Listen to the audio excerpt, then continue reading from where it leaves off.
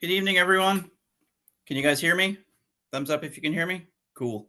If you will, look on your screens on the left-hand side and hit your mute button, and we will get started. So, my name is Joe Durrant. I'm one of the senior instructors for the Center for Pain and Stress Research, and I'm also a therapist. I've been using this system for, 25 years or more. Anyway, tonight we're going to do a basic tutorial on how to use the Dolphin Neurostim. We're going to go over the parts, what they're for, how to find points, how to treat points, how to locate acupuncture points, how to treat scars, and how to set up vagus nerve stimulation. So we have a lot of stuff to go over tonight. We're going to go for about an hour. And then at the end, I'll give you guys about 30 minutes for question and answer. So you guys tomorrow will get an email from us, and there'll be a link so you can actually go back and watch this as many times as you want. So that'll be there. And there's also going to be an invitation to join our Facebook forum.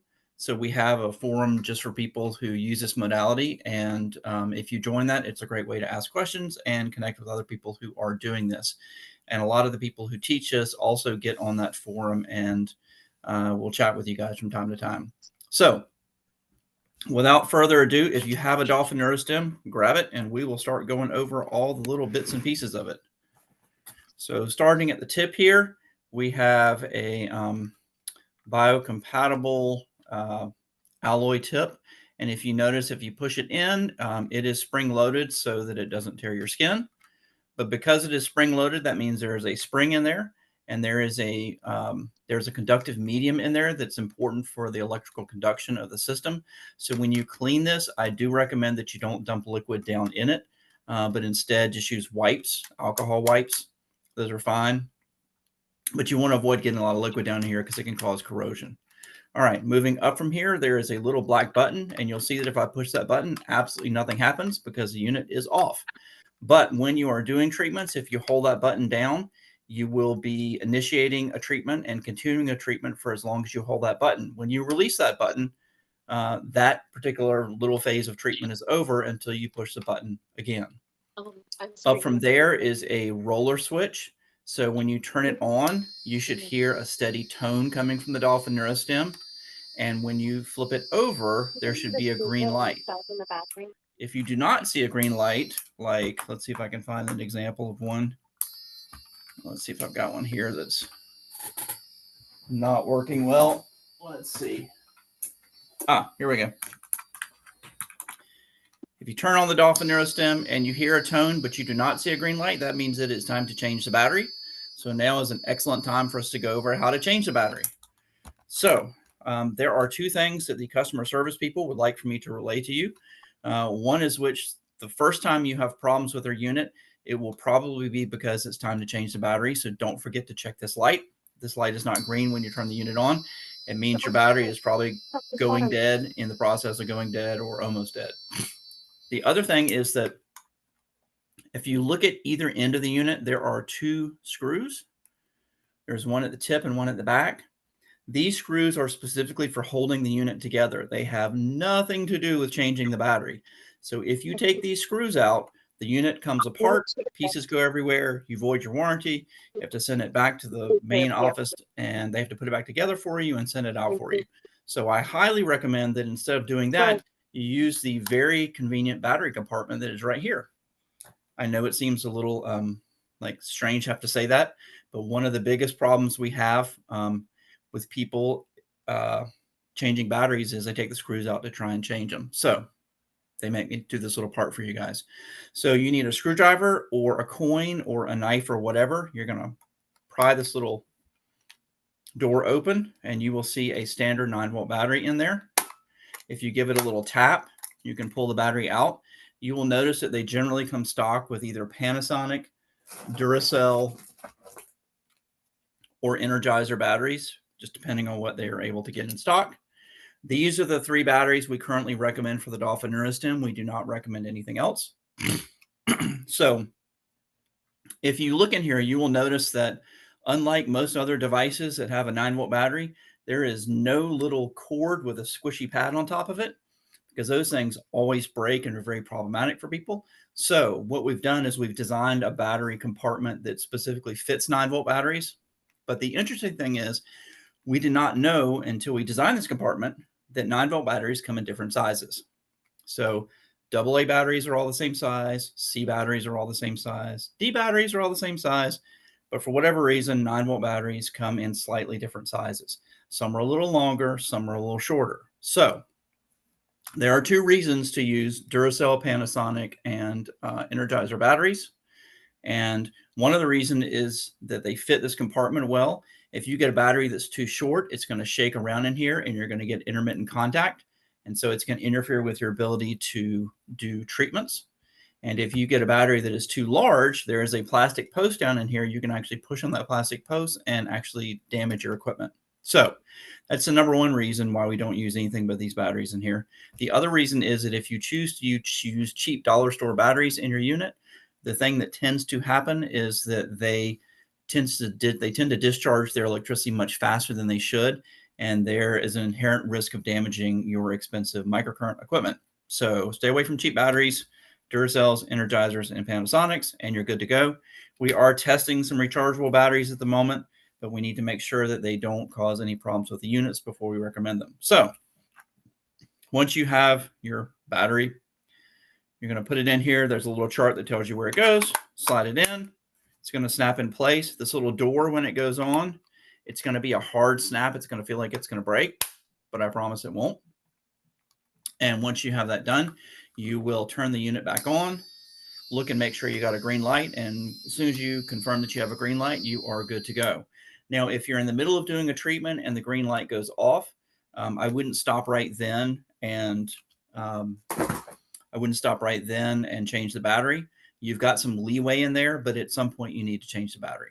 All right, so this is your on or off switch. This also is your intensity control. So the more you roll this up, the more intense the device is. Moving up from there is a little black button. When the unit is on, if I push that button, you'll notice that the unit goes silent and the light blinks. So this is a timed treatment sequence. It's going to run for about 11 minutes or so. And after that time, so it's continuously treating right now. So after that little cycle is over, it's going to revert back to a steady green light and a steady tone, which tells you that treatment phase is over. So at that point, you can choose to initiate the treatment again by pushing the little black button, and it'll go completely quiet. So this is useful for doing vagus nerve stimulation. You're not going to use it a lot of other times because you're going to need the point finder on it for locating treatment points. But when you're doing vagus nerve stimulation, this is going to be a useful feature on your unit. Flipping over to the back of the unit, you will notice that there is a shiny metal plate right here. When you are doing treatments, it is really important that you touch this metal plate. So electricity has to go, sorry about that. Electricity has to go into your patient, but you have to have some skin-to-skin contact with your patient because the electricity has to travel through your skin back into this little metal plate to complete the circuit. So, for example, if I was somebody else and I put this on my head, I couldn't touch somebody's shirt to make this work. I would have to have skin-to-skin contact somewhere. Now, when you're treating yourself, you're already touching this, so you don't have to do any extra touch there. But when you're treating someone else, you do need to have skin-to-skin contact with the patient. There is a little shortcut for that if you guys are interested. There is a cable you guys can, I don't know if you guys, some of you may have it, some of you don't. There is a double wrist connector that you can get probably from the website. I think they're about $25, but you put one of these on your wrist, on the inside of your wrist. You put the other one on your patient's wrist, and now I don't have to have skin-to-skin contact with my patient. I just have to touch them with the tip of the unit. And it's sometimes we do actually make these a little bit longer for people who are working with horses and stuff like that. They'll actually take these and put these up under the root of the tail. So there's a good connection there. So that's something you can find on the Dolphin Neurostim site. Okay. So we got this metal plate. Moving up from there, you will notice there is a little slider switch, and it says skin type. You notice it says dry, normal, and wet. So this device has a point finder in it. that point finder will find myofascial trigger points, it will find acupuncture points, and it will find motor points. They're all basically the same thing.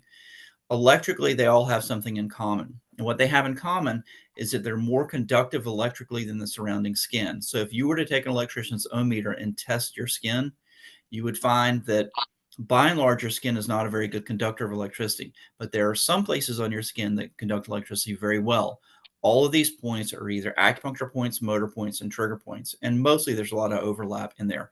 All motor points are acupuncture points, and about 85% of myofascial trigger points are acupuncture points as well. So this has an ohm meter built into it. It doesn't have a dial you can watch. It has a nice tone. And so we're going to use that tone, and we're going to use this light in a few minutes to find our treatment points. But before we do that, we're going to talk about this skin type. So when you're looking for points, people are going to have different kinds of skin. You're going to have some people, like I live down in Georgia on the coast. It's generally pretty warm here in the summertime. My patients often come in very sweaty. So that's salt water, which means that all of their skin is going to be very conductive to electricity. So on those patients, I want to put it on the wet setting. But when I'm doing treatments, say up in, I don't know, Wisconsin or somewhere like that, this time of year, the air is a lot drier. People aren't drinking enough water. People's skin tends to get very dry. And so the acupuncture points are actually harder to find. So you need the device to be a little more sensitive. So you put it over on the dry setting. And most of the time I keep this right in the middle on the normal setting, because where I am, like this time of year, the temperatures run in between about 50 and 70 degrees. So it's very comfortable. And most people, their skin is pretty well normal in terms of conductivity. You can play with that. The most sensitive of them is the dry setting. So when you're first learning to find points, I do recommend putting this on the dry setting. The wet setting is going to be much more demanding in terms of finding points because it is less sensitive, because wet skin is going to be more conductive. All right. Moving up from there is another little slider switch that says polarity. You'll notice there's a minus symbol, a plus symbol, and a plus minus symbol. So that's going to correspond with the ideas in acupuncture of sedating, which is the minus symbol, tonifying, which is the positive symbol, and then there's the other one is for biphasic current. So the negative, the sedation, is for bringing things down. That covers about 98% of most of the things you're going to do. Most of the conditions you're going to be treating are conditions of excess. So things like too much muscle tone, too much diarrhea, too much constipation, too much nausea, too much headache, too much muscle pain, too much mold toxicity, too much MS, too much heart attack, too much stroke, whatever. All those are conditions of excess. Those are things that need to be brought down. So you're going to use the negative polarity on those. So if you don't know what polarity to choose the negative polarity, and that's going to cover most of the things that you want to treat. However, there are some cases where you might want to use a positive polarity. Some examples of that might be somebody who's got Bell's palsy, like their face is drooping down on one side, and you might need to tone the muscles in the area so that you get more tone in the area and you can pick it up a little bit. You might use it in an acupuncture perspective for, let's say, your adrenals are shot out and you have zero energy. You might actually go and tonify a point like on the ankle between the medial malleolus and the Achilles tendon. You might actually tonify kidney 3, which is a source point for kidney energy. It's known as the meeting of 3 rivers. And it's a really good point for building back up your life essence. Your kidney energy is your life essence. So there's sort of two sides to this. There's the Western side of this, where we're trying to figure out whether the muscles need to be stronger or calmed down or brought up. But there's also the Oriental medicine side of this, where we're trying to figure out if something is a condition of excess or a condition of deficiency. But the nice thing is, all the books that you guys have that come with this equipment, whether it's the Vagus Nerve book or the Natural Health book, if you open it to any of the pages in here, so let me pick out a protocol here. Let's see. We've got one on digestive pain right here. You'll notice that next to each of the points, get it to focus here, there is a minus or a plus symbol. So that symbol is going to tell you exactly what polarity you need to use on your Dolphin Neurostim. Okay. Hint, hint, most of them are negative polarity. But if you don't know what to do, the nice thing is if you get the wrong polarity, you're generally not going to hurt your patient. What you're going to do is just have a treatment that's not quite as effective. So the better your choice of polarity, the more effective your treatment is. But choosing the wrong polarity is certainly not going to damage your patient in some irreversible way. You might flare up a headache or something like that. But if you then go and flip the switch to the correct polarity and treat the same point, the headache will go away.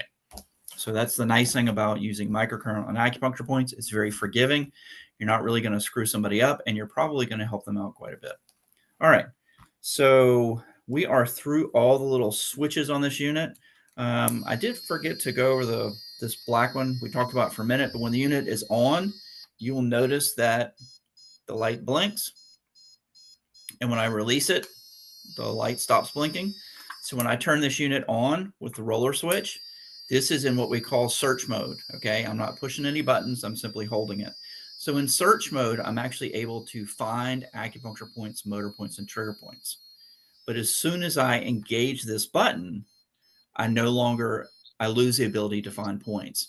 So if you just randomly treated points on somebody holding this black button, you really wouldn't be finding the true acupuncture points. You need to release the button, locate the point, and then push the button down before you're going to be doing a treatment. Okay. Now, with that being said, the best advice I can give you guys, because I always get a ton of questions about the light on this unit. So there are 2 times when I will tell you to look at the light on this unit. One is when you first turn it on to make sure you have a good battery. And the second is when you're finding points. So when you're finding points, what's going to happen is this light's actually going to go off. Okay. There are 2 things that will indicate you found an acupuncture point, a motor point, or a trigger point. And that is that the pitch of the unit will go way up and this light will go off. So I'm going to demonstrate that in just a minute. Beyond turning it on and finding points, I do not recommend watching this light. It will drive you insane because sometimes if the unit is on low, it won't blink when you initiate a treatment. And sometimes if the unit is on high, it will blink when you initiate a treatment. And if you change the polarity, it might blink, it might not blink. If you put it on the bi-phasic channel, you might get a kind of a galloping blink on there. So as a general rule of thumb, it's not a good idea to watch this light except for finding points because it creates a whole bunch of questions for you that have been answered years ago. And the takeaway from all of it is that you need the light to find points and to make sure that the battery is good on this device. So with that being said, I'm going to find a protocol in here that has a couple of points that are pretty easy for you guys to find. And we're going to look at them. So let's see here. Looking in my handy dandy natural health book. Let's see. Okay. I have in my book, I have a protocol for neck pain. And you will see there's a point right here called SI3. So just a quick little bit of background. Whenever you look in these books, all of these points are going to have letters by them. These letters correspond to acupuncture meridians and the particular numbered point. So some of you have Oriental medicine background, some of you don't. So I'll go through this very quickly. In the world of acupuncture, everybody has these energy lines that run through their body called meridians. Each of them is named after an organ. Half are male, half are female. So if you look at a yin and yang symbol, the light side is the yang side. That's the male side. Those are the meridians that tend to get things done.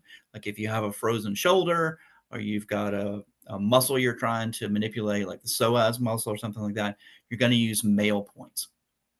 But if you're trying to heal or to calm things down or to nurture, you're going to use female points. Well, how do you know which is which? Well, there's 2 ways to know.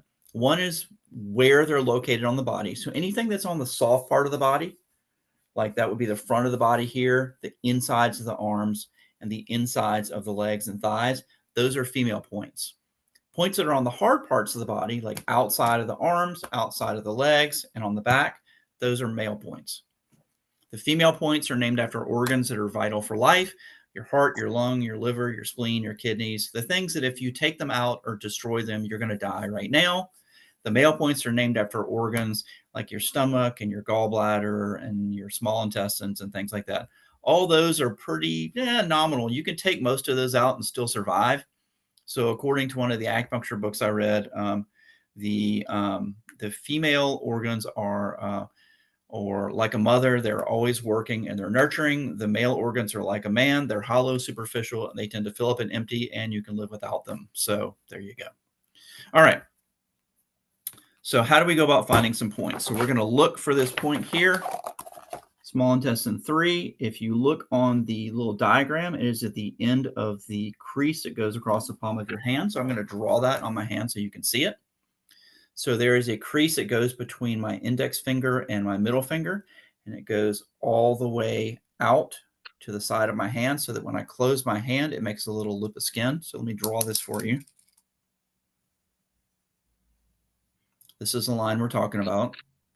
So if I close my hand and turn it this way, you'll see that there is a little sort of lip of skin right there.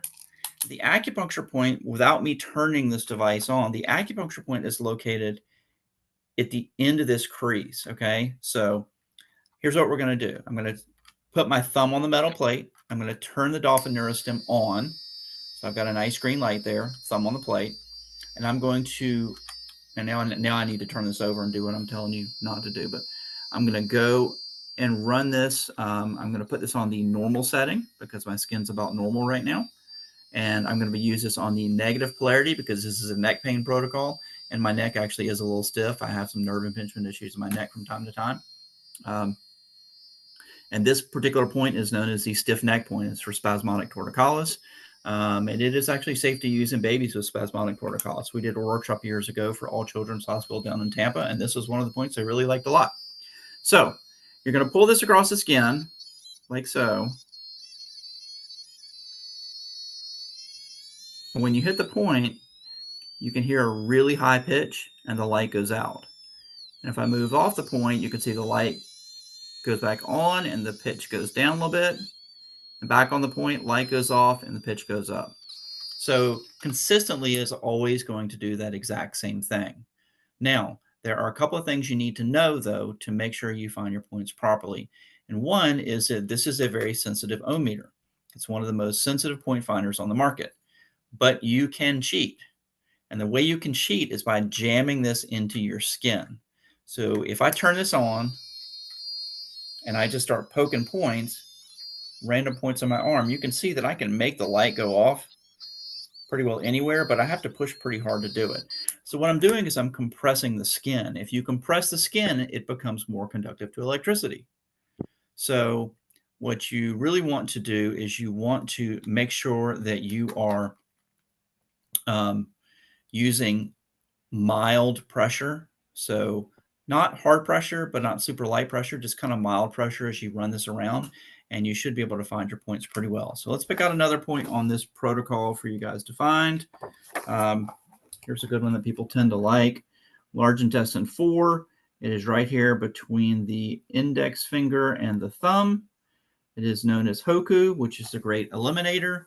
It is a distal acupuncture point that treats a proximal area of the body. It treats the anterior neck and face.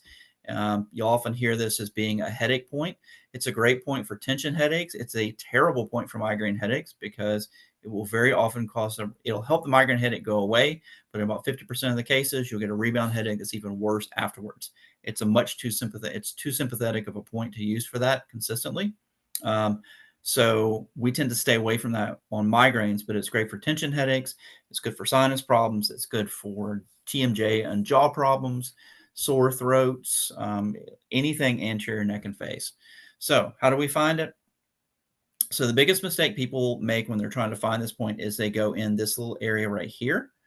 So they go in this where there's a little flap of skin right here. You need to actually go up into the meat here. Let's see if I can get my hand turned the right way for you guys. So you need to be in the meat up in here.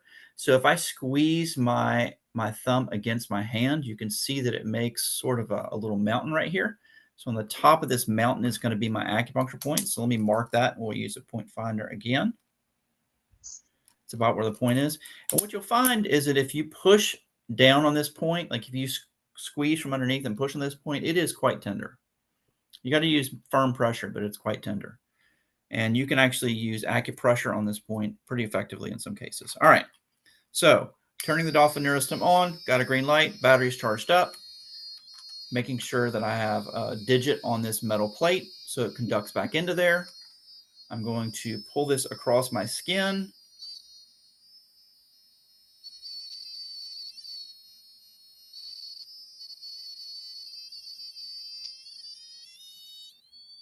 And the light goes out and the pitch goes up. And if I go off, light goes back on, go on the point. Now, if you watch, you'll see the light kind of flickers when I go across the point. Some of these points are really tiny. So if you're making really broad movements, fast movements like this, you're never going to find acupuncture points. You have to be very slow and very deliberate. And sometimes you have to do just gentle little circles until you get the hang of it. And there you go. There's the point. So once I find the point, I'm going to push the black button here, and I'm going to count beeps. So now I'm on the point, I'm on the negative polarity, and I'm going to count out about 20 to 30 beeps. And so you can certainly do more than that, but our protocols are designed so that people can get these protocols done in usually a 15-minute segment, because we do a lot of work with physical therapy and occupational therapy departments. And the coding for a lot of things is done in 15-minute segments. But if you have more time, you can certainly take more time to do it. And by the way, if you guys have questions along the way, I'm moving pretty fast here. If you type them in the chat box, I will answer them when we get to the end. So use that as a way to kind of store your questions.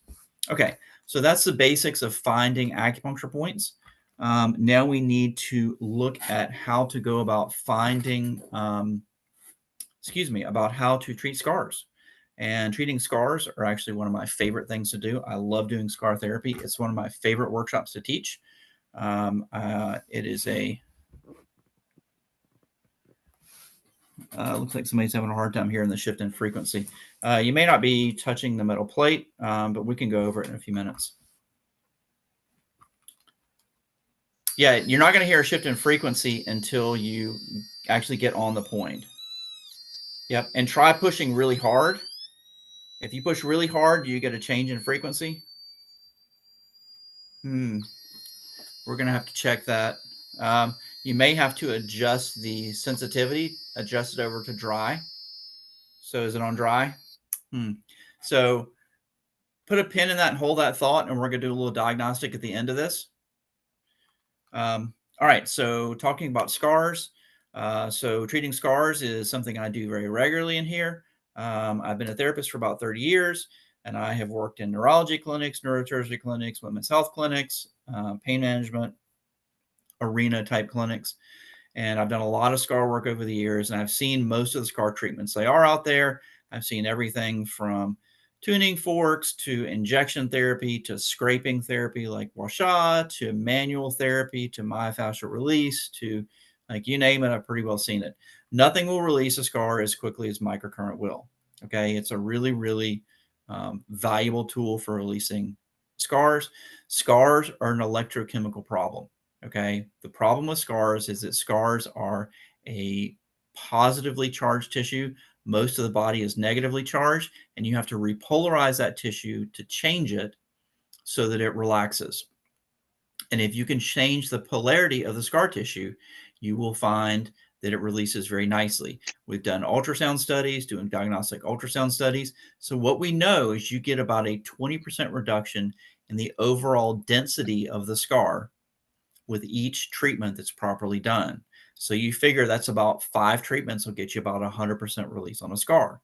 So what is it that actually happens in here? Well, as you repolarize that tissue, it becomes less dense, the tissue becomes more pliable, and it moves better. How does that help you? Well, let's look at the reasons why you might treat a scar. The first reason you might treat a scar is for pain. So some scars are very, very painful. I have a gentleman here who came to see me today. He's in his 80s. He runs a wrecker service. He had a knee replacement done, about 10 years ago. And it was incredibly sensitive to the point that, it's interesting that he's 85 and still doing his wrecker service, but his knee is so sensitive, he can't kneel down on it to hook cars with the cables to tow them. He actually has to lie on his back and scoot under the car to hook the cables on. So I treated him one time today. That's it, one time. and he is about 90% better. Like, he sat in my office, kneeled on his knee. We actually walked out to the parking lot. He kneeled down on the asphalt outside. Like, he's doing fine. So pain is one of the reasons we might treat a scar. Other reasons we might treat a scar. Scars can be very unsightly, and they can itch and they can pull. So we can treat those types of things with scars. It does take a little bit longer for the aesthetics of things. So if you're trying to make a beautiful scar, it's going to take longer than 5 treatments than just to get a functional scar. Um, Scars can create range of motion issues. So a lot of people, when they have knee replacements, they go through a whole bunch of physical therapy. And at the end of it, there's usually a few degrees of range of motion that they don't seem to be able to get back. And the doctor just says, well, you got a little scar tissue in there and it'll work itself out over time. But usually if you do a treatment, then you can usually get that range of motion back pretty quickly. And then people are going to ask, well, how soon after somebody has surgery can you treat a scar? Well, don't stick this in an open wound, but you can treat around the outside of it all the time, because microcurrent increases ATP production by about 400%. ATP is adenosine triphosphate, so that's mitochondrial fuel. So it ramps up the healing response significantly, a lot more than any other kind of e-stim I've seen, and as much as an expensive laser. So it also increases protein synthesis and cellular membrane transport. So it's really good for healing up things. I've used this treating in the way I'm going to teach you to treat scars. I have used this modality to help friends of mine who have non-healing diabetic ulcers on their feet, and gotten tissue granulation and had the ulcers heal. So there are some uses for this. All right. So scars can pull on things. Let me give you an example. Somebody could have something like a hip replacement scar, and because of how it affects the fascia, so your fascia is a connective tissue that wraps all around your body, and it is like a body stocking. So if you go and put a scar through there, sometimes you'll see people who have shoulder range of motion issues from scars lower down their body, because it's actually the scar tissue is pulling all the way up. So it's not that they have a shoulder problem. They'll present with a shoulder problem. They'll present as having a frozen shoulder. But then you'll go and treat the frozen shoulder points in acupuncture, which are quite effective, and it doesn't help. And then you investigate a little farther and you find out they've had surgery, probably like a C-section or breast reduction or augmentation or cancer or open heart surgery or a hip replacement scar, or even a knee replacement scar can affect range of motion in your neck or your shoulder. So do be aware that scars anywhere on your body can affect range of motion. They can also significantly impact other pains in your body, because if that fascia is pulling on things, it can pull vertebrae out of alignment. It can pull tissue in such a way that it causes nerve impingement. So scars are a really integral part of this therapy in terms of treatment. Okay. Other reasons you might treat scars. Scars can block the flow of lymph through the body. So you have a knee replacement scar, you might get a lot of swelling in your lower limb, because the lymph has to go work its way up past here to get to about right here to get dumped back in your body. So anywhere you have scars, it can interfere with the movement of lymph through your body. If you do lymphatics, I highly recommend that you treat scars first before you go doing manual lymphatic drainage, because you don't have to route the lymph around the scar. You just release the scar, and then the lymph goes right through the area where you need it to. So it's a big time saver. Okay. In the world of acupuncture, any scar that cuts through any of these meridians is considered to block energy. So there's an energetic side to things. You will actually see people who have surgeries and end up about 6 to 8 months later, they'll start having anxiety attacks. And if you go treat that scar, typically their anxiety attacks go away. Usually those scars are either interfering with a meridian that has to do with worry or something like that, or the scar itself is actually triggering the local sympathetic nerve fibers.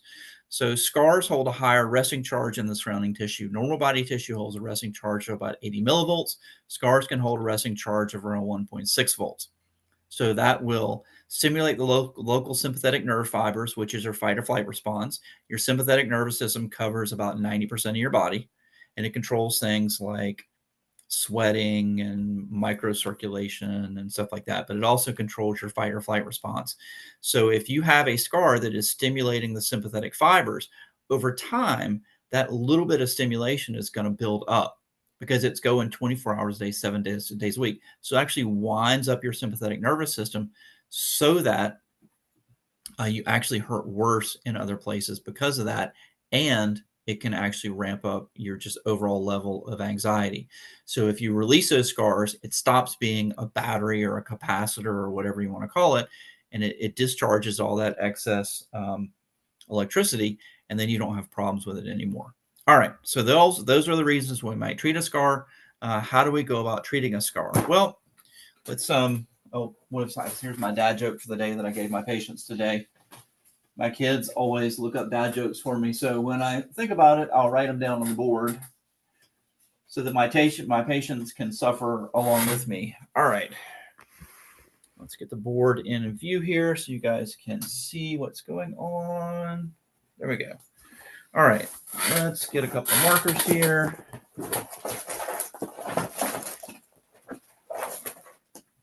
Oh, heck. Let's see here. All right, here we go. So,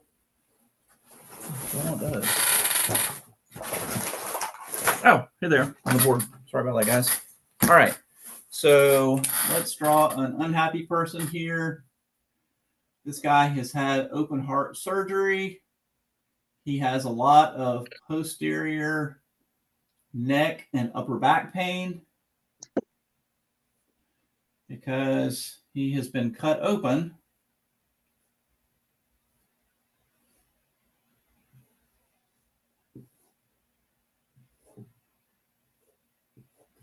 All right, so there's our little guy, and he's got this scar right here, okay? And because of that, he's having a lot of upper back pain. And I've seen this quite a bit in open heart surgery patients. So we need to treat this, we need to release what's going on in here. It's also can be a very painful scar because they usually have staples and stuff. So what do we need to do? Well, we need to flood this scar with electrons, but it's not as easy a task as you would think. So your initial thought would be like, hey, if we need to flood it with electrons, then we just need to take a TENS unit and we need to take a couple of pads and we just need to stick those pads on there. So some pads like this and just stick them on the scar and just run the current through it. The problem with that is scars are non-conductive to electricity. That's one of the features of scars is they do not conduct electricity well. Like if you test a scar with a Dolphin Neurostim, you will see that the light stays on and you get very little tone because they don't conduct electricity well. So what we need to repolarize this tissue is to pass current through this scar. But pads are ineffective because electricity takes a path of least resistance. So if I put something on here, what's going to happen is that the electricity is just going to go around it. It's not going to go through the tissue. So it's not going to make the electrochemical changes that we need to change the density of that scar. So to get around that, we need two Dolphin Neurostims. You need two separate sources of electricity. You have to be able to push from one side and pull to the other side. Okay? If you can't do that, it's very, very difficult. So how do we go about doing that? Well, we're going to put one Dolphin Neurostim on the negative setting right here. We're going to put one Dolphin Neurostim on this bi-phasic setting right over here. So now I can push current across, pull it across the scar, pick it up, and throw it back. So I'm going to be treating initially on either side of the scar. So I'm not going to treat on the scar at first. I'm going to go on either side of the scar. And I'm going to start, you can start at the top or the bottom of the scar. It doesn't really matter. And you're going to go about 1/4 of an inch out, and you're going to count out 10 beeps with the Dolphin Neurostim. So you're not finding acupuncture points. You don't have to worry about the skin tight. You don't have to worry about the lights going out. You're just going to put it down on the skin and push it in a little bit so it conducts well. And you're going to count out about 10 beeps. Then you're going to move down about 1/4 of an inch and count out 10 more. And you're going to do that all the way down the length of the scar. Okay? So that when you get to this end of the scar, you can then, I like to switch the units from one hand to another. You don't have to do that. And then I start going back, working my way back up, counting 10 beeps at a time, working all the way back up. So that's one sweep down, one sweep up, and I'm going to do a third sweep once I get to the top and come all the way back down again, okay? Now what I'm really trying to do is I'm trying to play a game of ping pong with electrons through this tissue. So the more current I can pass through there, the more electrons I can pass through the tissue, the better I'm able to repolarize that tissue, the more conductive the tissue is going to become, and the more pliable the scar tissue is going to become. So that's where you're going to get your greatest effects. So you need to be very, you need to really put some intention behind this and really pay attention to what you're doing. And after you've completed these 3 sweeps, you're going to have some conductivity in the scar at this point. So then, if you look at some of the scar stuff that may be with your kit, it's going to tell you to go to either end of the scar and plug the ends of the scar, okay? 1 unit on negative, 1 unit on biphasic at the top of the bottom of the scar, and plug the scar. However, my recommendation is that instead of doing that, you also work on the scar itself. So you take your Dolphin Neurostims and you go every 1/4 of an inch, counting out 10 beeps. And I do 3 passes the same way that I did treating the scar. So now I'm forcing electrons straight down through that scar tissue. And there are certainly some tricks you can use that you can get into. You can do things like putting a cable to using one of the grounding cables for vagus nerve stimulation. You could put that on somebody's back, and you could treat the scar on the front to draw current down through the scar. That's very helpful if you're doing something like abdominal adhesions. So if you have one abdominal surgery, you have an 80 to 85% chance of getting abdominal adhesions, which is scar tissue that grows beyond the boundaries of the scar itself. It doesn't matter if you were cut. It doesn't matter if you were scoped. All it matters is that somebody's poking around inside there. And when your entrails threaten to become your extrails, your body flips out. So one surgery, one abdominal surgery, 80 to 85% chance of abdominal adhesions. 2 abdominal surgeries, it's 100% chance. And I don't care how minor it is. That's just the numbers. So what it looks like in practice is that I've got one of these on negative, one on biphasic. I'm going to put my thumbs on the metal plate. And guys, really pay attention to having this skin contact on this metal plate, because if you don't have this, you're not doing a treatment. You're just doing acupressure. So you have 2 very expensive acupressure wands in your hands. All right, so we're going to make sure that we have skin-to-skin contact with our patient, or maybe we have an electrode going off here to the patient's back, or maybe one of those wrist straps. And then I'm going to count out 10 beeps. I'm going to count on 10 more. And I'm going to do that all the way down.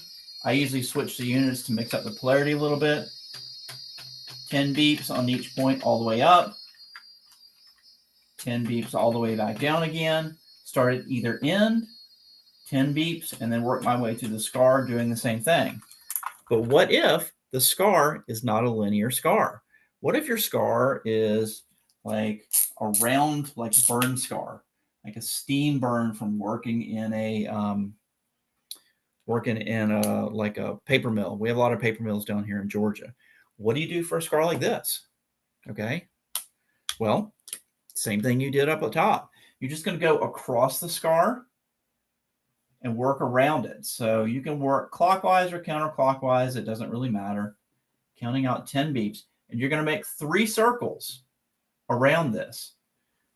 Okay. Just like you're going up and down, you're going to do 3 circles of 10 beeps each. And then you're going to work through the scar tissue itself. Now, this scar is going to take longer than this scar because there's much more surface area to cover in here. This one is going to be a fairly small amount of time. This one's going to take you a whole lot longer. It's the exact same principle. It's just a little more time consuming. People ask, well, can I do more than 10 beeps on here? Sure, you can do more than 10 beeps on there. You can do 30 beeps on there. I treat patients when I do scar release. It's something I market.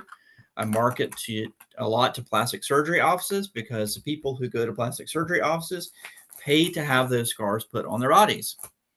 They pay for whatever that procedure is, and if they have pain from it, if it costs them $15,000 to get whatever procedure's done, I know that they have $500 to $1,000 to pay me to fix the pain associated with that scar. And it can be a teeny, tiny little scar and still be very, very painful. And people will, they'll kind of lie to you about stuff. They won't tell you about scars they have. So you have to look for the ones that are along the jawline and kind of behind the ears, that are complaining of headaches. You need to make sure they have been nipped and tucked. A lot of people get these surgeries where their eyes start to kind of droop down. They'll have these surgeries where they'll pull everything back. So you got to look for scars behind the hairline. All those are scars that you can treat that do have a significant effect on things of various pains of one kind or another. So there are some other things that count as scars. Chronic sprains and strains. That's bones that have been broken. That's an old scar. Bones get scarred. There you get scarring on the periosteum of the bone. So anywhere where you've had trauma in your body in the past, there's a chance there's scarring there. Well, how do you treat that? You can't really see it. Well, you're just going to have to say, like, hey, this is a shoulder that's scarred, so we're going to work around the entire shoulder as if it were a circular scar. And then you will get some pretty nice outcomes. I used to do tons of C-section and hysterectomy treatments when I was working in women's health, because both of those are significant contributors to not only low back pain, but to neck pain as well, because they tend to pull people forward quite a bit and have a significant impact on their posture. And you can do all the massage work you want to try and release the psoas muscles and deep hip flexors. But if there is scar tissue in here holding them with a anterior pelvic tilt, good luck trying to get it to stay. You can release the muscles for short periods of time, but the scar tissue is going to allow them to just tighten back up again.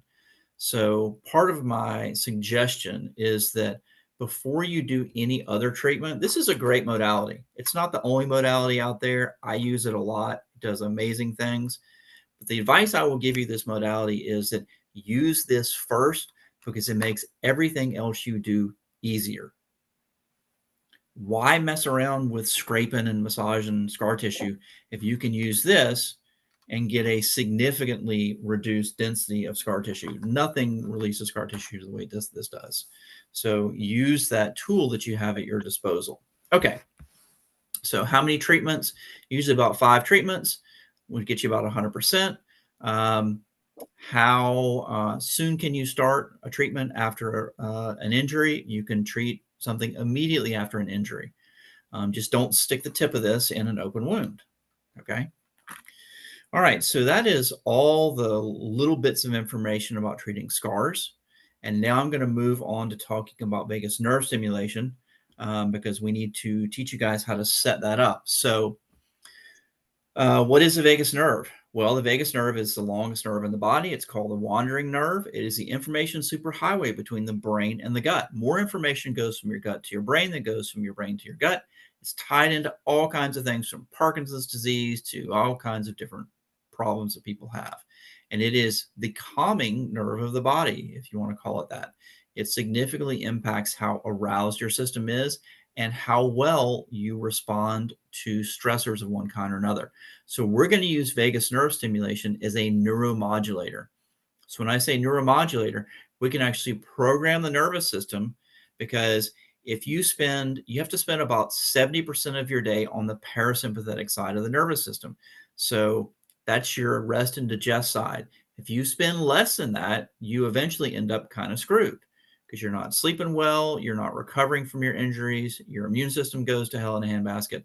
So 70% of your day needs to be spent on the parasympathetic side of things, which means generally we need to calm down the fight or flight sympathetic side of the nervous system, because that's usually what perpetuates pain, and also riles up emotional stuff in people. So it also affects your ability to recover from workouts.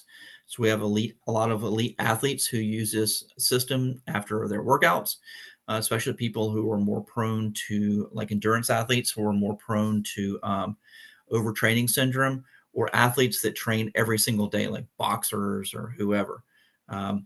definitely this is something to use. You want to use it about an hour. You want to use it, well, actually almost immediately after your workout, and it will help put off delayed onset muscle soreness, and it will help you recover much faster from your workouts. So how do we stimulate the vagus nerve? Well, the vagus nerve sort of starts kind of behind the ear. So it kind of starts back here, goes down, comes together in the middle of your chest, and then goes on down. So you've got it on either side. The left side tends to be more calming. The right side tends to be a little more stimulating. So we do a lot more with the left side than the right side. There are 3 places where we're going to tell you guys to set up to stimulate the vagus nerve. So there was a recent study that came out that looked, it was an MRI study that looked at the density of fibers for the vagus nerve close to the surface. And the number 1 area was the inside of the tragus. So this flappy little thing right here, the thing that you push down, like if you push down and try and close your ear, that's the tragus. And it's on the inside of it. That's where the highest concentration of nerves is. This is a really difficult place to get a clip. You can do it in some people. Some people, the tragus is too small. So the next best place is on the upper concha of the ear. So if you go from your ear hole kind of back, there's a little sort of fossa right here. This is the concha of the ear. And right up in here is the next highest concentration. The other place where you can put an ear clip is on the earlobe, but the concentration of vagus nerve endings there is not as great. So these other places are pretty good. It's always kind of funny to watch you guys like poking at your ears, like trying to look for these stuff. That's always entertaining for me. All right. So how do we go about setting this up? Well, to do vagus nerve stimulation, you only need 1 Dolphin Neurostim. So grab your handy dandy Dolphin Neurostim. You are going to need the following things. You're going to need one of these little oval electrodes like this. My advice to you with these oval electrodes, these are the most expensive of the electrodes that you'll order. If you clean this thoroughly, this metal plate, you want to clean all the skin oil off of this. You want to make sure it is very, very, very clean. Because the minute you put one of these on there, it's going to pick up the skin oil. So that's going to affect how adhesive it is. So you can use these over and over again. Like I'll get, when my personal device at home for vagus nerve stimulation, I've had one, I don't take this off. It's stayed on there for months at this point. But if you're taking these on or off, make sure that it's really clean on here. And then when you take this off, you put it back on the little plastic thing. This is never going to touch anybody's skin. So you can use this over and over again, unless you're it's like some kind of setting where it's highly infectious for patients or something like that, in which case you'd want to switch everything out. All right. So we're going to put one of these electrodes on the little metal plate. There is a white wire in your vagus nerve stimulation kit. The white wire typically has a male connector looking in like this and something that looks like a female connector. But if you look inside, you will see that it is actually a shrouded male connector. So both ends of this are exactly the same. So I'm going to plug into this electrode. So now I have a white wire connected to the Dolphin Neurostim. The next thing I want is there's a black wire in your kit that has a cup on the end of it. And it looks like this. It's got a male connector on one end and it's got a little cup. And if you look in that metal cup, in the cup, you will see a little metal plate right there. So that metal plate has to touch up against the little end of the probe here. So you want to make sure it's a firm fit. So now we have these 2 cables, a white cable and a black cable. On the white cable, you're going to want to take one of these rectangular electrodes. There are 2 places we recommend that you put these, and there is a handy dandy little guide that comes with your vagus nerve kit that shows you the different places where you can put these pads. I'm going to go over them. So the choice places are on the wrist, on the left wrist, because there is a series of acupuncture points here known as the golden triangle. And the golden triangle are 3 calming acupuncture points that do a good job of bringing down the sympathetic nervous system and bringing up the parasympathetic side.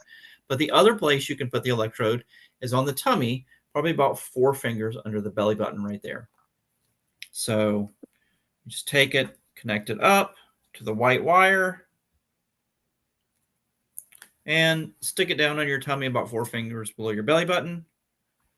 And then there are some ear clips that come with your device. Now, the ear clips fall into one of several categories.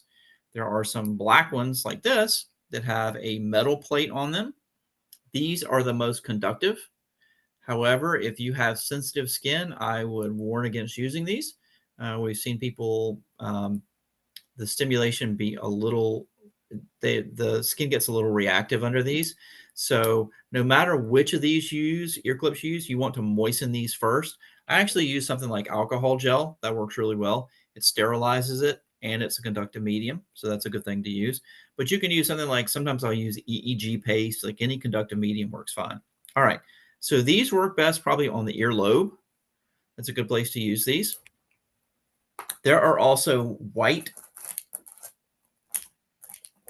ear clips that have a little black conductive rubber pad. So this rubber pad is infused with carbon, so it's conductive to electricity. However, it is not particularly conductive unless you moisten it. So you definitely need to moisten this. And then the other ear clip that you likely have in your kit, unless it's an older kit, are these dome electrodes. So you can see that this is a much bigger little conductive rubber piece than on this. And so these are specifically set up so they fit nicely behind the ear, and this goes up into the upper concha of the ear, and you get a nice connection there. So that's exactly what those are made for. So now that you've got everything set up, you can turn the Dolphin Neurostim on, and then you just push this black button and then just hang out. You can read a book, you can do whatever. We do recommend that the first time you do a treatment, so we recommend using the left ear and the left wrist, or the left ear and the stomach for the first treatment. We do recommend about a 5-minute treatment is your test treatment. So all of our patients who come through the office who have this done, we give them about a 5-minute treatment to see how they react, because we loan these out to patients so they can do vagus nerve stimulation at home. And then a lot of patients go on to purchase their own equipment at some point for their own use. But I do know some places that rent these out, that rent vagus nerve stimulators out to patients. So that might be a revenue stream for you guys. I don't know. So anyway, this is going to run for, like I said, about 11 minutes. It counts the number of electrodes that go through the tip. So if the battery is a little bit stronger, it's going to be a little faster. If the battery is a little bit weaker, it's going to take a little bit longer. And at that point, it's going to revert back to having a steady tone and a steady light like that. And then at that point, you can choose to initiate another treatment. You could also hold the button down if you wanted to, but then you would have to hear it beep the entire time. So the nice thing about this continuous treatment button is it puts it on silent. So if you have kids who have sensory issues, like autistic kids and stuff like that, that is a much better option. Okay, so I'm going to put this on my left ear, up in the upper concha of the ear right there. And I've got an electrode down the bottom. Turn it on, push the button, and I'm doing vagus nerve stimulation. Now, I could move this to my right ear, but if I'm going to put it in my right ear, then I want to go to the positive polarity up top. So if I'm going to the right ear, I'm going to go positive polarity in the upper concha of the ear, and I'm going to put the electrode down on my stomach. Now, we recommend this. Don't do this at nighttime because it does have a tendency to keep people up. This is definitely more stimulating. We typically use this after we've done a vagus nerve stimulation treatment and you find that you're just a little bit drowsy. This is a good way to kind of perk you up. You could also do this first thing in the morning. It's a great way to kind of get your day rolling. But I do not recommend doing it right before bed because we do have some complaints from people that it does keep them up at night. I wouldn't do this for super long periods of time on the positive setting. Most of what you need to do is bring things down. So what happens when you do vagus nerve stimulation? Well, it's going to lower your cortisol by about 50%. It's going to increase your high frequency vagal tone, which is a measure of how robust your parasympathetic nervous system is in terms of its healing capacity and recovery capacity. And it's also going to tone your sympathetic nervous system and your ability to actually fight off diseases and injuries. So if you use this consistently, you can use it as a tool to elevate your system and program your system to be better. You can also use it when you're sick. So when I had COVID, I used this device. My oxygen saturation, I was doing okay. My oxygen saturation was hanging out around 92. And then one day I got really sick because I got complacent and didn't take the herbs and supplements I was supposed to take, and I didn't do vagus nerve stimulation. And the next morning, this is back in the Delta variant, my oxygen saturation plummeted to about 80, and I really felt like hell. I thought I was going to have to go to the hospital. And I'm a single father, raised 2 kids by myself, and I was sitting there worried about what was going to happen with my kids. So I grabbed my Dolphin Neurostim, hooked myself up, and it took about 2 hours of consistent treatment, vagus nerve stimulation treatment. But I was able to actually get my oxygen saturation back up to around 90, and I saved myself a trip to the hospital, and God knows what else they would have done to me while I was there with the medications they were using at the time. So, very useful tool. Now, if you look in your kit, there is also something called a splitter, a Y wire or a splitter, and there are 2 variations of that as well. There is one that is shorter. If you have an older kit, let's see if I've got a shorter one here that I can show you. Let's see here. Well, I don't see one right there, but anyway, then there's a long one like this, okay? So the shorter ones are only about this long. If you don't have one of the long ones, you can order one. And what you're going to do with this is you're going to take the black wire, and the black wire connects to the black wire here. And then on this splitter cable, you can put 2 ear clips. You can put one on either end of the clip. And now you can go ear to ear. So you have one here and you have one here. And now you still have this electrode here that runs down to your tummy. So clip on either ear, electrode down to the tummy. And now you're going to switch this on the biphasic setting. So you're going to go on the plus minus setting right here. So that's going to allow it to kind of flip back and forth from one side to the other so that it brings things up a little bit, but it also calms things down. It doesn't cancel each other out. It just helps tone the nervous system. Now, what I would recommend is don't do this first. Like, this shouldn't be the first time you do vagus nerve stimulation. Most of my patients, I just use left ear and either left wrist or their tummy. But some patients, as I move them along a little bit, we do both sides. You need to see how reactive you are to this. That's why we recommend doing a 5-minute treatment. And then we recommend adding about 5 minutes a day until you hit somewhere between 20 and 30 minutes. So the next question is, how often should you do vagus nerve stimulation? Well, it depends on your system. So, like, I'll give you a profile. We'll use me for an example and how I use this. So I'm 53 years old. I raised 2 kids by myself. I'm a therapist. I work 10-hour days. I start at 8 o'clock in the morning. I work straight through till 6 o'clock at night. So sometimes I'm on my feet doing manual therapy and this kind of therapy and stretching and stuff like that for as much as 10 hours a day. And that was great when I was in my 20s. I am not in my 20s anymore. So usually by Wednesday or so, I'm really starting to drag a little bit. And on top of that, I travel around, I teach workshops on how to do this, and I lecture at medical conferences and that kind of stuff. So I stay pretty busy, and I'm keeping up with kids during the whole thing. So I tend to get worn down. So I find if I do vagus nerve stimulation twice a week for about 30 minutes, sometimes 45 minutes twice a week, that seems to level my system out, and I don't get the same kind of fatigue in the middle of the week that I was getting previously. So it really helps me kind of get through the week. But I do know people who are elite level athletes who use this daily for 30 minutes to an hour to recover from their very intense workouts. And it is certainly something that can be used for stroke recovery. It is something that can be used for post-concussive syndrome. It is definitely something you might use for toxic mold syndrome. It is something, anytime you have a systemic inflammatory response, one of the things that vagus nerve stimulation does is it helps calm down the production of pro-inflammatory cytokines. So it chills down systemic inflammatory responses. So any kind of autoimmune disorder, this is a nice tool to use. I have patients who have MS who claim that this helps them out quite a bit. They don't have the same kind of flare-ups that they used to have. It can even be used for things like mast cell activation syndrome. So there's a lot of ways you might use vagus nerve stimulation, and it works as a really nice tool for modulating emotional problems as well. We use this a lot in my practice. I end up treating a lot, not so much now, but a few years ago, I ended up treating a lot of veterans. And a lot of these guys had some pretty serious chronic pain, but they also had a lot of PTSD issues. And the vagus nerve stimulation helped calm their systems down enough so we could deal with their pain problems. So there's a lot of facets to this vagus nerve business. And we do entire courses on scars. We do entire courses on treating the brain.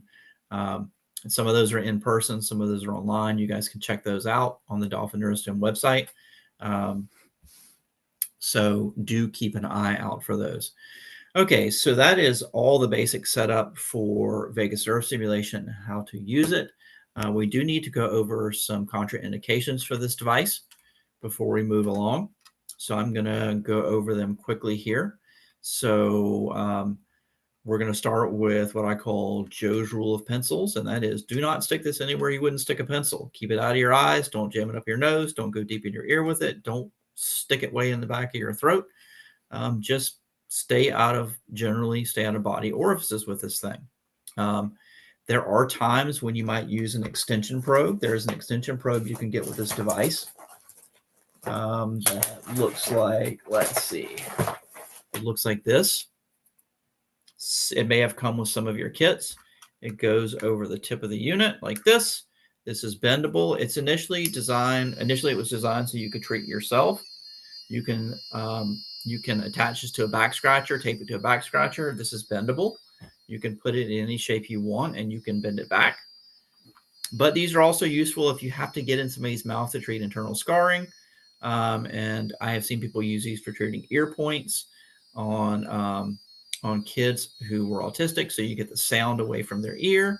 And when I worked in women's health, we would make patients who had episiotomy scars buy 2 of these, and they would bring them to treatment with them, and we would use these for their treatment, and they would have to take them home and clean them and bring them back, and we would clean them as well and use them again.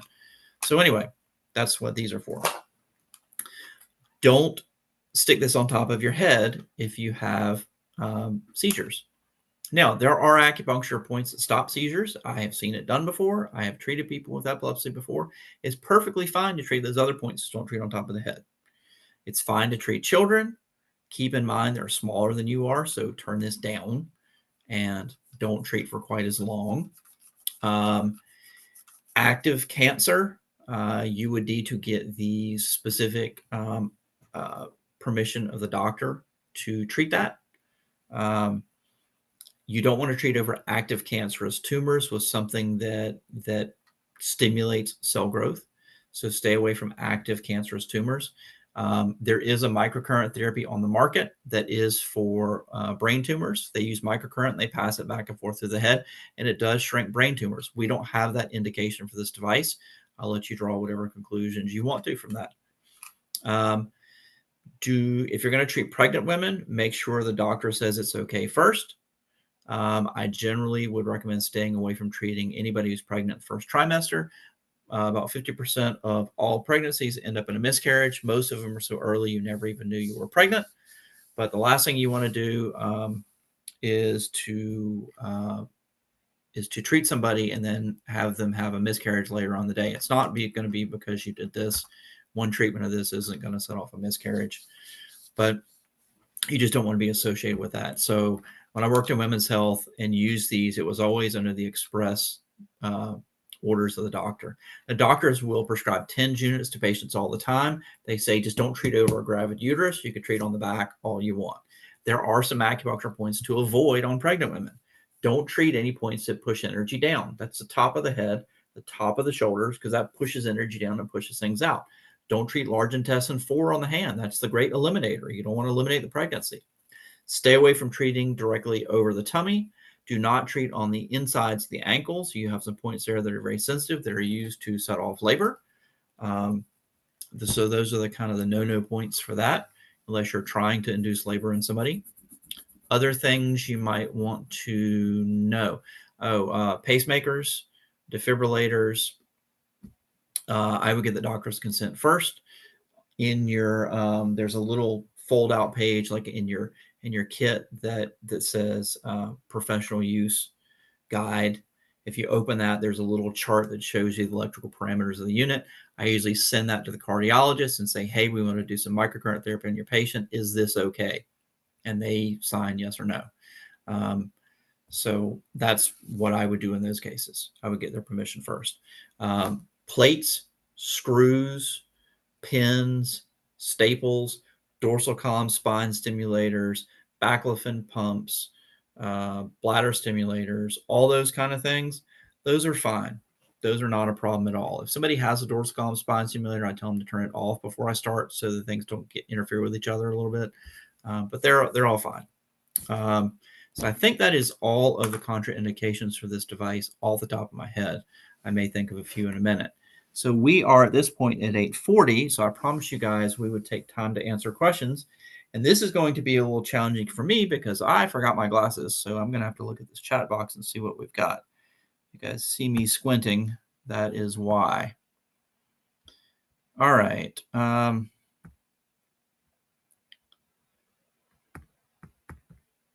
Starting at the top here. PT procedure codes. You can use 97032, which is attended E-stim. I've also seen people use 97112, which is neuromuscular reeducation. Make sure your documentation supports the treatment. I have also seen people use 97140, which is myofascial release and manual therapy. I don't specifically recommend, I'm not saying use this or don't use this. Those are the ones I have seen used. Is the point on either hand okay to use, or do both sides have to be treated? Okay, so when you're treating points, I do recommend treating on both sides of the body for two reasons. Number one, for balance. Number two, most of us aren't acupuncturists, so if you try to treat the points twice, you double your chances of hitting them once. It's always a good idea to treat both sides, but certainly not necessary. What else have we got? When do you use the big black button treatment button versus a silent button, and how does a silent button start treatment so we don't have to also push the big button too? Okay, so when I'm treating a patient, say I'm treating a patient's back, I'm looking for acupuncture points. So I need to see this light go off. I need to see this light go off, and I need to hear the tone. So once I find the point, then I'm going to push the big black button. And then I'm going to release the big black button, and I'm going to move down a segment, find my points, and treat again. If I put these on the silent mode, now it's great that it's silent, but I lose the ability to use the point finder. So when you need to find acupuncture points, using the silent mode doesn't help you out much. You could probably use it treating scars. It's kind of a weird thing. Patients actually like to hear the noise. They think it's doing something. I know that sounds weird. It's always doing something, whether it's the sound is on or off, but most people actually like the sound. It'll drive you crazy as a therapist, but the patients seem to get some reinforcement from the sound. I love it for wounds as well. Yes, it works very well for wounds.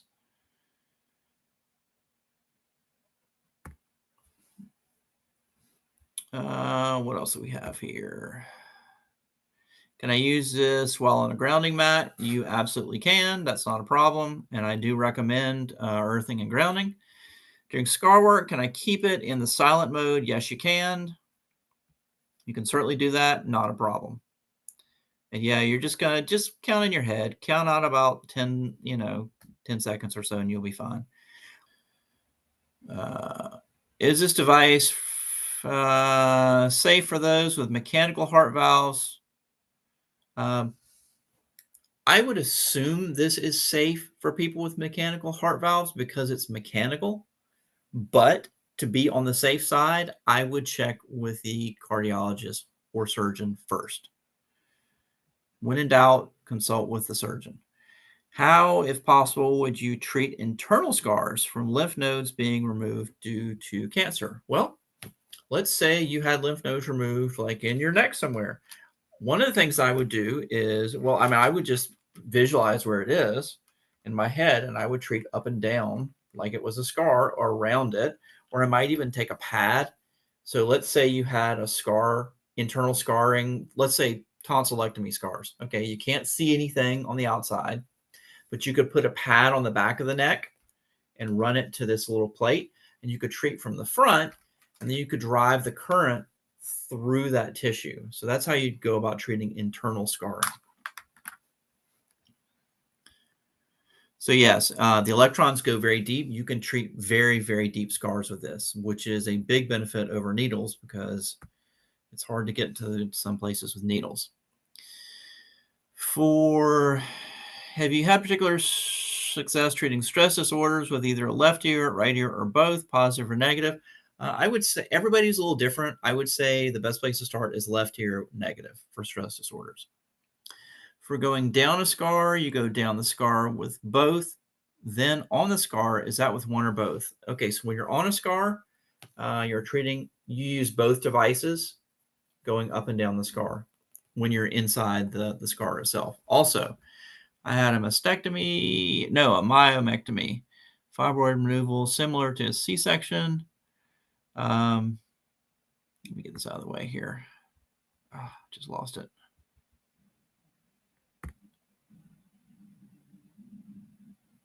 Okay, I put the pad on my back, then use two devices. Yes, that's exactly what you do. It's my lower stomach and very deep, tons of pain, and very tight daily for a year. Now the bladder, it feels like, yeah, this is going to be very effective for you. This is a great modality for that. I worked in women's health and treated lots of stuff similar to that. So you will do very well with this therapy. You can also, if you have somebody who works with you, you can also put a pad on the front and you can treat from the back. So you can treat and draw the current through this way. So you can put a pad on the back and draw current from the front, or you can put a pad on the front and draw current from the back. So you can do it both ways. And I do that often when I do therapy. Also, can it be used on someone that had an open heart surgery? It absolutely can be used on open heart surgery. I cleaned the oval pad and then put the oval pad on too soon, and the alcohol damaged the black material. Just a caution. Right. You have to make sure the alcohol is dry. Yes. Do the largest ear pads need to be moistened too? Yes. All of the ear clips should be moistened. Like I said, I use alcohol gel, or there is a product you can get. You cannot get this on AccuMed website. Don't look for it there. There's a product called 1020, which is an EEG paste. You can get it on Amazon. I don't know, it's 20 or 30 bucks. It'll last you forever. Like I said, don't try and buy these on the Dolphin site. They don't have it there. This is just something I use. It is very sticky.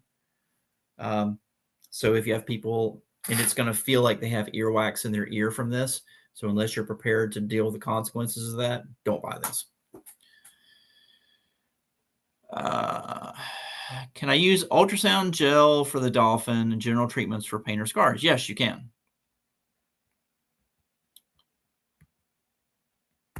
Let's see here. On dry skin, does it matter? Oh, wait a minute. Can I use ultrasound gel for the dolphin in general treatments for pain or scars? Okay. I do not recommend for scars, yes. For general pain, no, because then you can't find any acupuncture points. Like if you just coat an area with conductive gel, you've just made it into one big conductive area.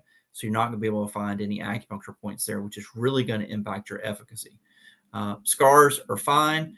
If you have somebody who has super dry skin, you can take a wet paper towel, you can wipe it down their skin and then dry it off.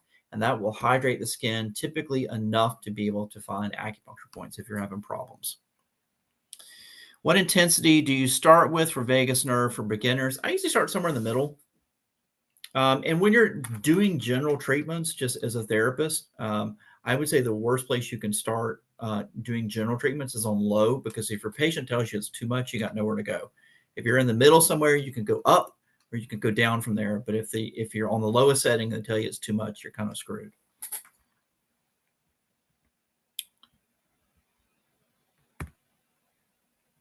All right. Let's see what else I got here.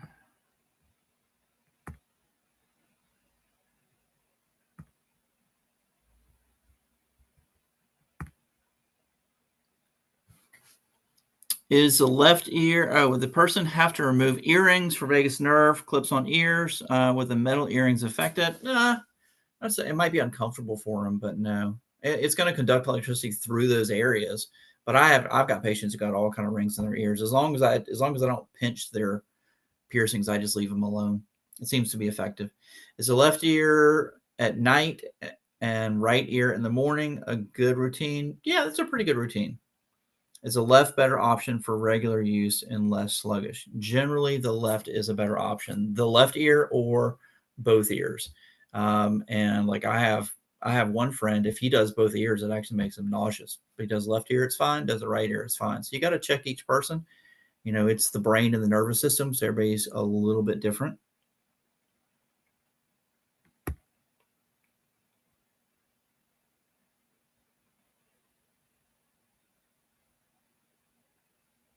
Let's see what else I got here. As you guys type questions here, it keeps moving the text around. For VNS, is it effective? You do not press the black button as if you do. Oh, you mean, okay. So the question is, for vagus nerve stimulation, is it the same amount of effective as to press the black button or to hit this little concentrate? Both are fine. It's just a pain in the ass to push this button for 10 to 30 minutes.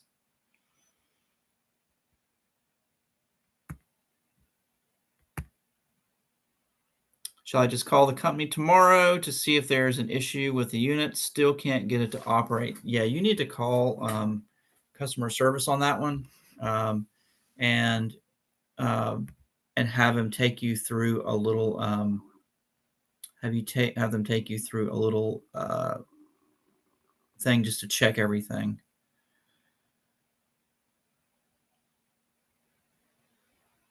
Let's see what else. I've had two C-sections and would like to treat the scars. Anything specific or tips?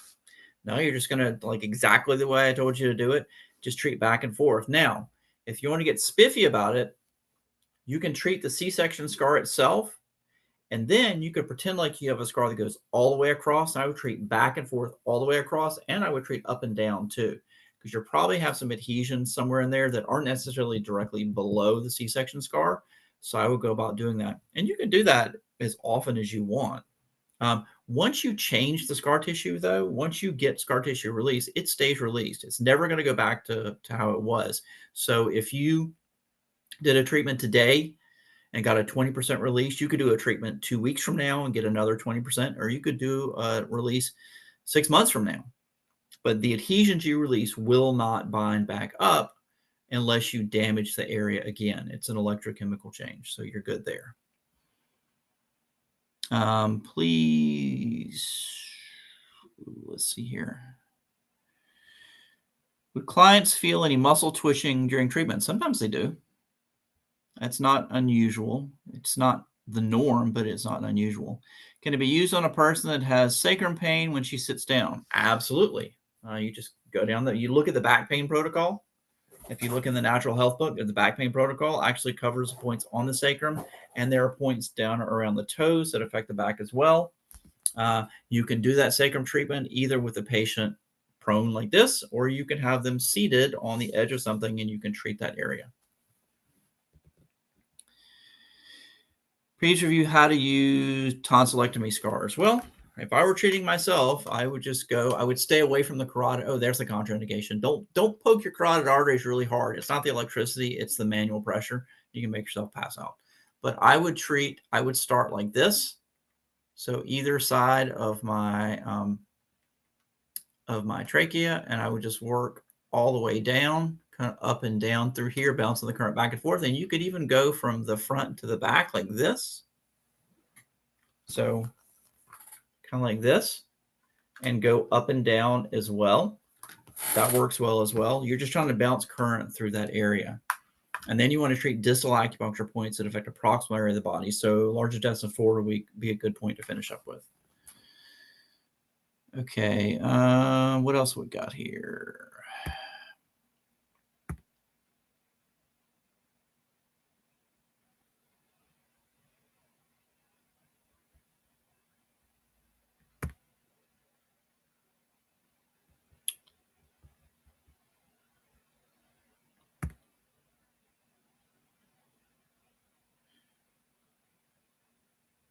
What intensity started on? Okay. Is the vagus nerve session only 11 minutes? Should they do massage after or before? Is that too stimulating, or is a red light therapy session during that? Okay. So I would recommend doing this before doing massages, or you can do it during the massage. I do vagus nerve stimulation on a patient, so I'm doing body work on them all the time. It's a great combination. You could certainly do red light therapy on the same time you're doing this. Not a problem. Anytime you can, kind of bundle treatments up together, it's always a good idea. Can you use 2 dolphins over the back to treat pain, or 2 just for scars? No, as a therapist, I use 2 most of the time, because the magic in acupuncture comes from combinations of points, what they call circuits. So I might treat a point on the back for upper back pain, and I might treat a point on the wrist because that's a distal acupuncture point that is for that area of pain. I might have somebody who has a headache, so I might treat their head. And then I also might treat heart points on their wrist because they have they're overthinking things, or I might treat pericardium points because they got a broken heart, or I might treat lung points because they have grief. So emotional stuff can be covered as well. But 2 points together at the same time, like up and down the back, very, very effective treatment. That's actually what we teach in our workshops. So yes, you can absolutely do that.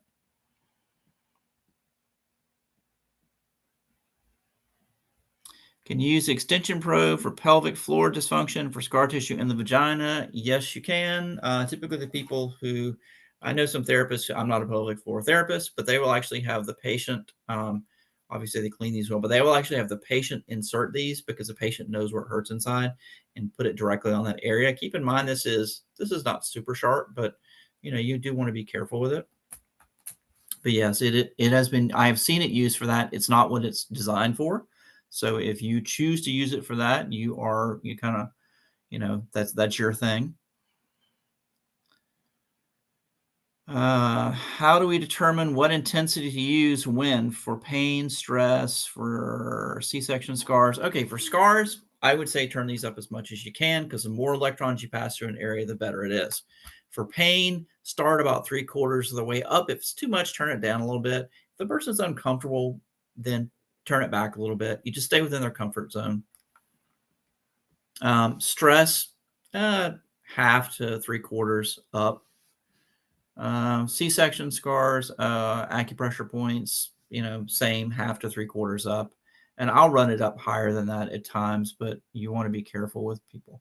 Does chronic heartburn have a particular area for treatment that is effective? Yeah, there is. But if you have chronic heartburn, let's see what's in here. A lot of people with chronic heartburn aren't producing enough stomach acid. So you may need to be taking digestive enzymes. Like for every year after you're 40 or 45, your stomach acid drops by a certain percentage. And if your gut biome is off, and you're not producing enough stomach acid, you're going to eat food. It's going to sit in your stomach, and it's going to basically ferment, which is going to create gas, which is going to push stomach acid there is up your esophagus and give you heartburn. Whereas if your system was working properly, it was strong enough, it'd actually break down the food quickly and move it on into your intestines. But you could look in let's see, digestive pains. That's a point I would use right there. That's the protocol I would use. So there are lots of protocols in here. It doesn't have to be the specific problem, just get it close to there. Is vagus nerve session? Oh, we've already done that one. 11 minutes or too stimulating. Oh, hey, Susan. Nice to see you. I find the depression versus anxiety confusing. Are they both treated negative, or does depression need to be lifted in positive energy? Okay. Um, Generally speaking, I find that depression actually generally responds quite well to negative because there's too much depression. Usually, depression is because of either situational things that are overwhelming, so that's too much, or chemical things that are overwhelming, like uh, mycotoxins from mold or some other thing like that. So those are all things that need to be brought down. Anxiety definitely needs to be brought down as well. Now, occasionally you have people who are adrenally kind of shot out. Those people might need positive polarity to tonify like their kidney energy or something like that. Workshops, are those just more detailed? They are a lot more detailed.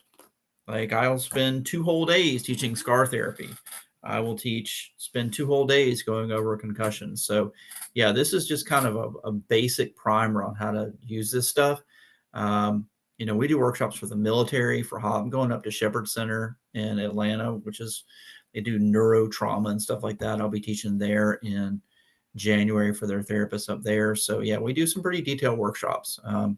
So if you're a therapist and want more information, or if you're somebody who's using this on yourself, come to one of our workshops, sign up for it. They will send you information on our schedule, but you can get on the website and see when the workshops are coming up. And there are also some ones online. The inpatient workshops the in-person workshops are a lot of fun. People have a good time with that. You get a lot of practice and you get treated yourself. Most of you guys, if you're therapists, nobody ever treats you. And for the price of coming to one of those workshops, you're going to get 2 or 3 really good treatments out of the workshop, which is completely worth the cost of coming to the workshop just for the treatment, even if you didn't get anything out of it. All right. What do we got here?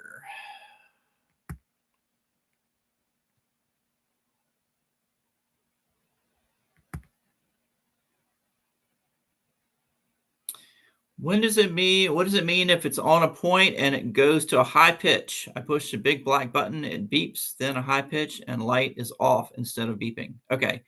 If you are on a point and have a high pitch, then that is perfect. And you push a big black button, if it goes silent, that is perfect too. So you either want to have no sound or you want to have a really high pitch when you're treating points, because that means the area is conductive. Again, don't look at the light when you're treating points. It'll drive you crazy and it doesn't really mean anything.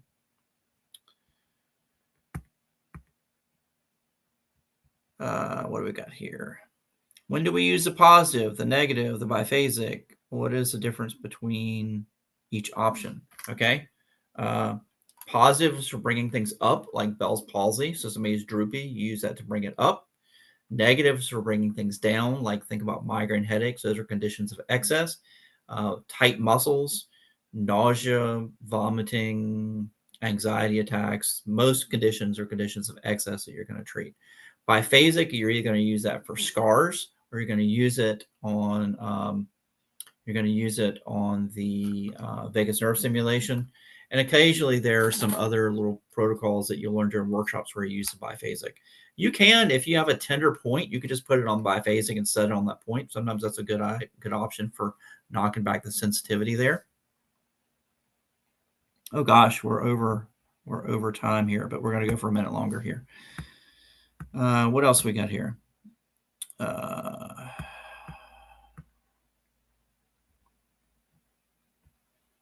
Oh, thank you, Debbie. If treating patients for digestive problems, do I want to make sure to treat in the right vagus nerve too? Well, yeah, that's a good idea. I would treat the right vagus nerve as well, but do it gently. Okay, guys, we are at 9:05 right now. So they do time these things. So I'm going to, at this point, unless somebody has a super pressing question, I do have to go home and get my children in bed. So they're up tomorrow for school. Even though tomorrow is the last day, we still have some stuff that has to happen. So thank you guys so much for coming out this evening. Please do come back anytime you want. You guys can certainly sign up for this again. I might be wearing a different color shirt. I may address things a little bit differently. I might have a different joke up on the board. You just never know. But you can certainly watch this as many times as you want to. Please do come out and see us at an in-person workshop. Like I said, those are a lot of fun. Got some nice ones coming up in the new year. So with all that being said, I hope you guys have a very nice evening and a happy holidays and a Merry Christmas. And I am going to exit stage left now. So good night.